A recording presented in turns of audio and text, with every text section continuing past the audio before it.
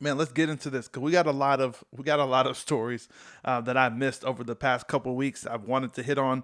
We're going straight into the NBA in the kickoff segment. Now, before I even get into it, I was actually watching the Boston and Toronto game prior to shooting this, so I was already writing up Celtics win.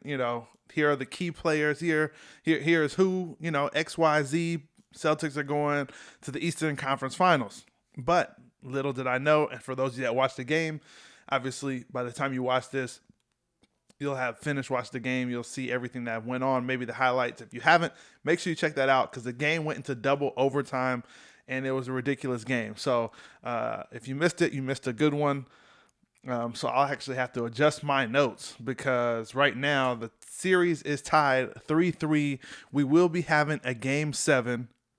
It's going to be in the bubble, so there's no home court advantage. It's going to be game seven, best of one, Boston Celtics versus Toronto Raptors. Now, for those of you that do not remember, on one of my Hail Mary segments, I said that I'm taking the Boston Celtics to go to the NBA Finals, not to go to the Eastern Conference Finals. I said that the Boston Celtics will be going to the NBA Finals, and right now that pick is looking very shaky.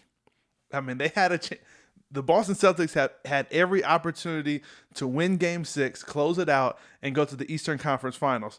But for whatever reason, and trust me, there were a lot of reasons. They weren't able to close out Game Six. They kept Toronto. Toronto already won two close ones and another one with a buzzer beater. I mean, Toronto, is just hanging on, and this is not good because Toronto is the. I mean, they don't have Kawhi, but they still are the defending champions. They've been in this position with their back against the wall going into Game 7, like last year against the Philadelphia 76ers.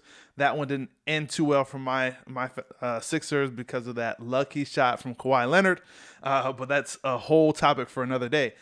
Anyways, I'm not going to be here making excuses for Boston. I'm just going to let you know that Kyle Lowry, Norman Powell delivered the goods in Game 6. Kyle Lowry, man, big shot to close out in the second overtime, as well as a block shot on Jaylen Brown. Man, Kyle Lowry, they said that he's one of the most underrated players in the NBA. I'll give you that because, if you looked at him, you wouldn't think that he's a good basketball player, but the dude plays hard. He makes tough plays. He had that last shot that he had, I thought was luck, but Kyle Lowry has made big shots before. And then also that defensive play where they switched him on to Jaylen Brown, and he got that strip and steal. So Kyle Lowry, always there to play. He is a champion, so we have to give him his his credit for that. And then Norman Powell making big shots. I mean, this guy has been playing big minutes for the Toronto Raptors, and is one of the reasons why they're going to Game 7. I mean, he hit so I think Marcus Smart hit a 3-point shot in the second overtime, a 3-point shot to put Boston up by 3. Who comes back down and hits that shot? So Norman Powell comes back to kill that momentum. He hits another 3 to tie the game up. And from there, you kind of seen that Toronto wasn't going to let this game get away from them. Boston Jason Tatum did not look good at the end of the second overtime with turnovers as well as missed shots. He just did not look like the closer that he should be. Everyone that has watched the game, especially Game 6, you could tell that the closer is Kemba Walker. And Kemba Walker actually should have got a foul call at the end of, I want to say, the first overtime or at the end of regulation. I mean, he went up to the basket and got hammered, no call. They could have easily called that, but at the same time, it was a tied game.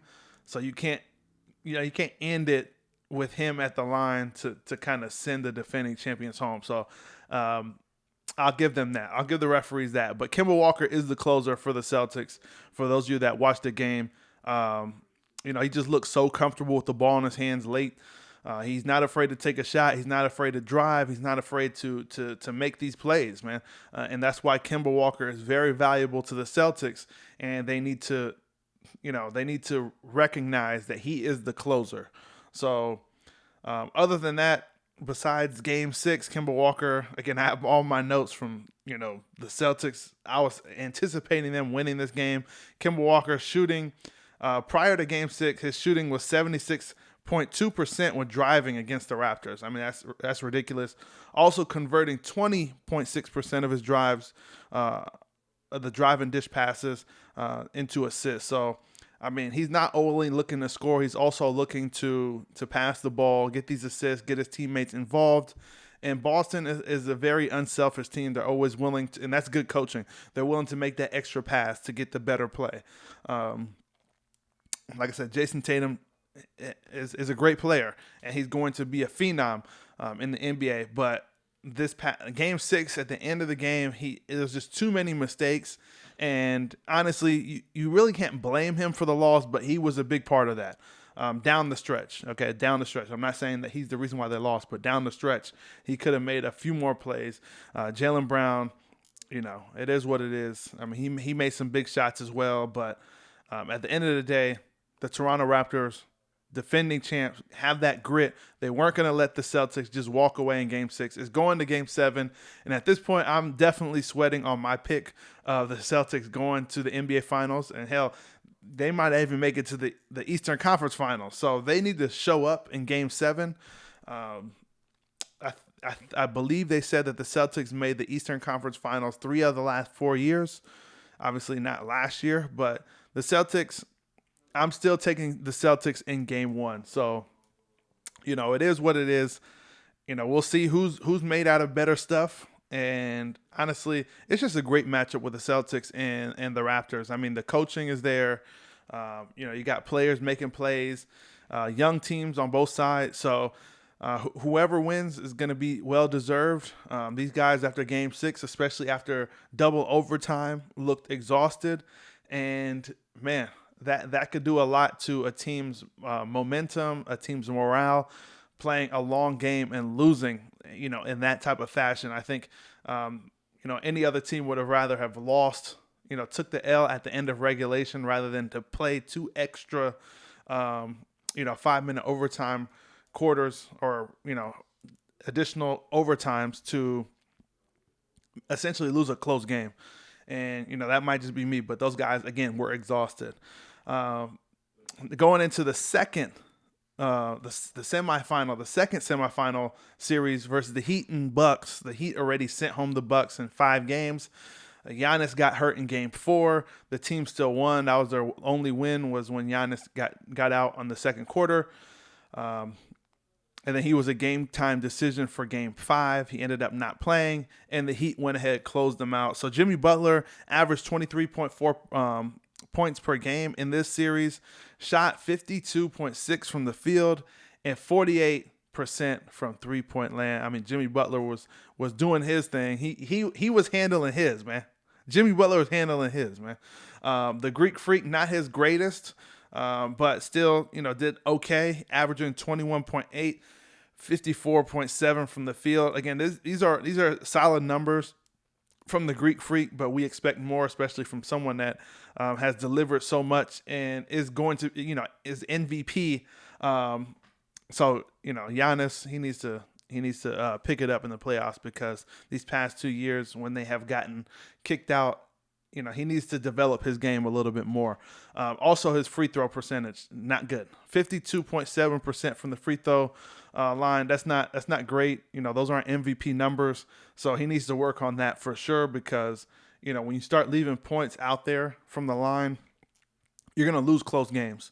And now the talk is, where's Giannis going to go? Is he going to stay in Milwaukee, or is he going to go to South Beach to join Jimmy Butler? Is he going to go to Golden State to join Stephen Clay? Where is he going to go next? I would like to see him stay in Milwaukee, but this is the era where people want to join forces to win a championship. At this point, in the NBA, these guys worry more about joining forces and saying, hey, I got a championship, instead of keeping other people from winning a championship. And it's just an old mentality, that's long gone. But you can't fault them for that, because, everyone has done it. LeBron, KD, all these guys have done it. So Greek Freak, I am interested to see where he goes next. The West. Let's go out west. So the Lakers actually just won earlier this week to beat the Rockets. They're up 2-1 on the Rockets. Man, Rajon Rondo has come to play in the last two games, game 2 and game 3. Hit some clutch shots in game 2 and game 3. Those have been overshadowed by LeBron James' shots, but Rajon Rondo is going to get credit from me. Game 3, 21 points, 72.7% from the field, and 3 from 5 from three-point land. I mean, Rajon Rondo, if he's putting up those numbers, you're losing, right? Rondo shooting 3 from 5 and 21 points. I mean, Rondo, he old timer. He's been in the playoffs. He's a champion. He's been in the playoffs. He's used to this stuff. So if Rondo's getting the cracking on the points and having those assists, I believe he had 9 assists in game 3. Those are big minutes that the Lakers would be getting from Rondo. So that's trouble that Rondo is getting it. He's starting to get his feet underneath him. He's starting to catch a rhythm. That is bad for the Rockets, because if Rondo continues to play like this, we're not going to anticipate he does, but if he shows us that he's going to keep playing like this, the Rockets are going to lose in 5. And then obviously you have LeBron James averaging 28 points, 36 points in game 3, and then also 4 from 9 from the three-point land, which is decent for LeBron. So we'll give him that. I mean, it's the king. He's gonna do what he got to do. LeBron's gonna get his. Everybody else, he just needs help. So I anticipate. Again, I'm not anticipating Rondo doing what he's been doing in game 2 and game 3 with the big shots. So I do anticipate this series actually going 6, maybe 7 games. I think that the Rockets will win game 4, and then we'll have the Lakers up on their heels. They could potentially win 2 in a row. I don't know. I think game 6, game 7, I don't think this ends in 5 again, unless Rondo, continues to play at this type of level, young Rondo level. And then we have the Clippers versus the Nuggets. They're actually playing right now as I record this podcast. So the Clippers Nuggets, they're actually 2-1 right now. I don't have the score in front of me, but Jamal Murray needs to show up. I mean, this guy, his play from the Utah Jazz to the LA Clippers have not been the same. And, we understand that, like, the Clippers are a better defensive team. They got better players. They're just a better overall team than the Utah Jazz.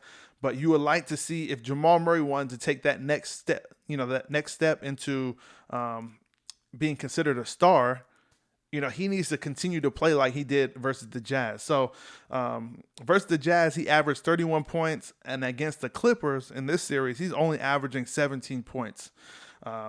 There's 3 major statistical categories that actually went down. So points, he went from 31 to 17. He went from shooting from the field, he went from 53% to 37%. And then from three-point land, this fool went from 49% to 30%. So again, across the board, he's doing a lot worse. We understand that he's going against the Clippers, but that's a dramatic drop, right? From 31 points to 17.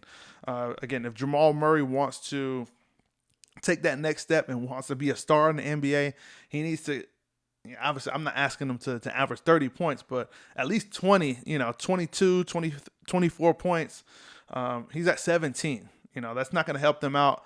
I know that these games have been a lot closer than people anticipated. So the Nuggets have been, giving the Clippers all they can ask for, but Jamal Murray is the go-to guy. He is the that guy that's going to lead the Nuggets to the promised land. If they want to beat the Clippers, he has to be the guy that's leading the team. And then Kawhi Leonard, not his best series, averages 21 points, 22% from three-point land. Kawhi Leonard could do better, but he has a better team. So even if he's not doing as well, now we know Kawhi Leonard does more than just score points and shoot threes, plays defense, all of that stuff. So again, even if he's having an off game, the Clippers have a great foundation when it comes to the team, great coaching.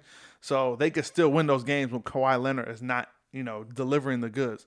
Jamal Murray, you would like to see him take that next step. You would like to see him lead the team, because they will need Jamal Murray more than the Clippers need Kawhi Leonard to have a big game.